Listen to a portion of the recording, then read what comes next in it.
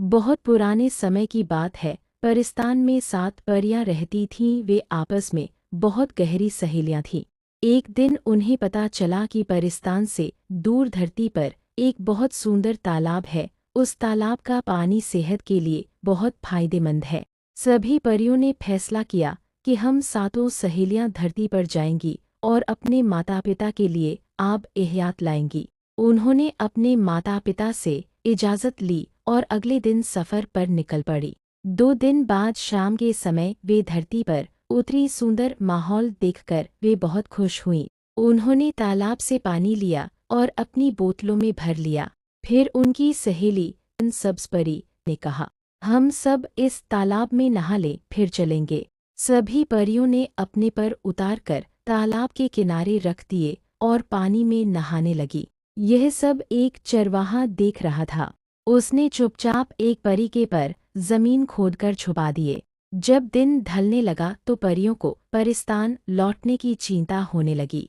वे जल्दी से बाहर आईं और अपने अपने पर पहनने लगी। वह रोने लगी। वह बहुत डर गई और परेशान हो गई। लेकिन बाकी परियों ने उससे माफ़ी मांगी और उड़कर चली गईं। सब्ज़परी अकेली रोती रह गई। तभी वह चरवाहा आया और सब्ज़परी को अपने घर ले गया। वह उसके साथ हमदर्दी करता रहा। कुछ दिनों बाद उसने सब्ज़परी से शादी कर ली। लेकिन सब्ज़परी बहुत चुप रहने लगी। फिर अल्लाह ताला ने उसे बच्चे दिए। बच्चों के आने के बाद वह अपने सारे दुख भूल गई और उनकी परवरिश करने लगी।